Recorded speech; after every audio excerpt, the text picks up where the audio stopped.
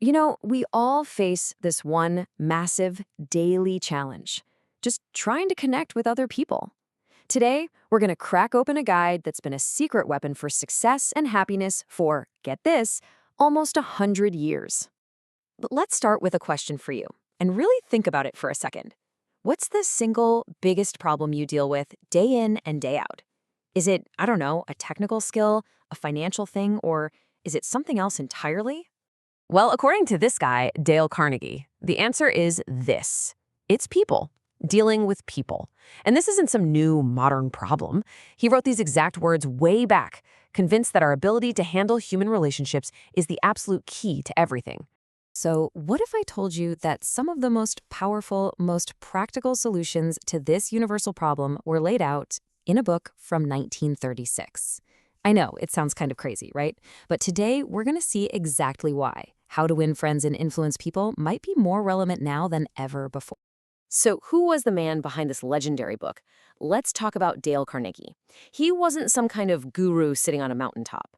Think of him more like a practical investigator of human nature, someone who is just obsessed with figuring out what actually works in the real world.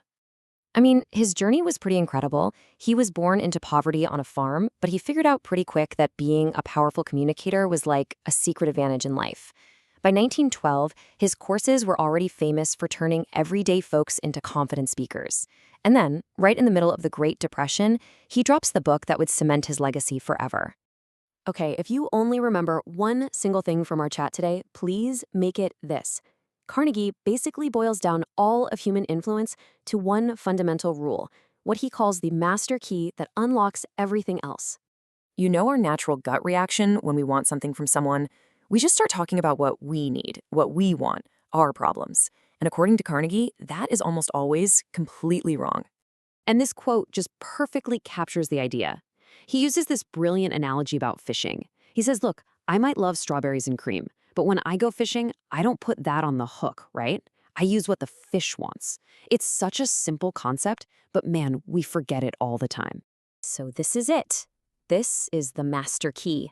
Arouse in the other person an eager want.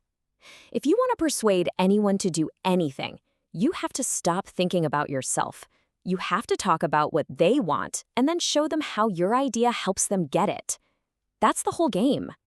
Okay, so the master key idea is great in theory, but how do we actually use it? Well, Carnegie gives us a whole bunch of tools, but let's just focus on 3 powerful secrets you can start using like today. Secret number 1 sounds almost too simple. Become a genuinely great listener. Think about it. Most of us in a conversation are just waiting for our turn to talk. Carnegie says, no, the real connection, the real magic happens when we just shut up and listen. And this little quote just flips everything on its head. We all try so hard to be interesting, to be funny, to be fascinating, but the real secret to being interesting, it's just to be genuinely interested in other people. So what does that look like in practice?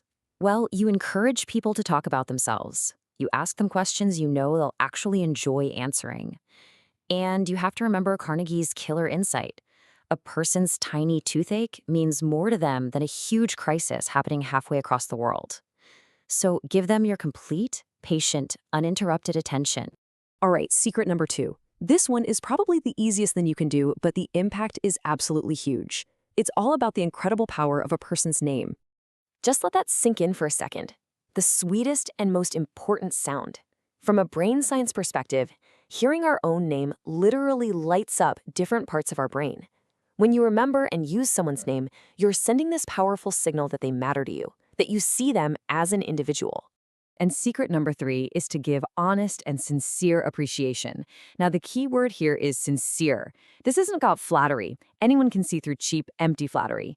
Real appreciation is specific. It's from the heart and it's rare. We are all just walking around starving for a little appreciation. So when you see someone do something well, tell them and be specific about it. Don't just say good job. Say, wow, the way you handled that difficult client's question was really impressive. That's the kind of thing people remember for years.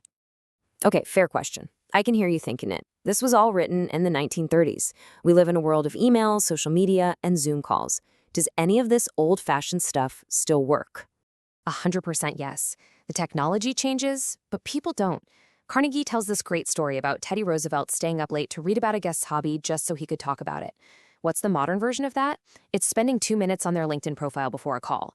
The core principle, being interested in them, is exactly the same. The method is absolutely timeless. So when you strip it all down, what's the big takeaway here? This book isn't a collection of sneaky tricks to get what you want. It's actually a blueprint for putting other people first. And that's the most important part. All of these techniques, listening, using their name, giving praise, they only work if they come from a real place.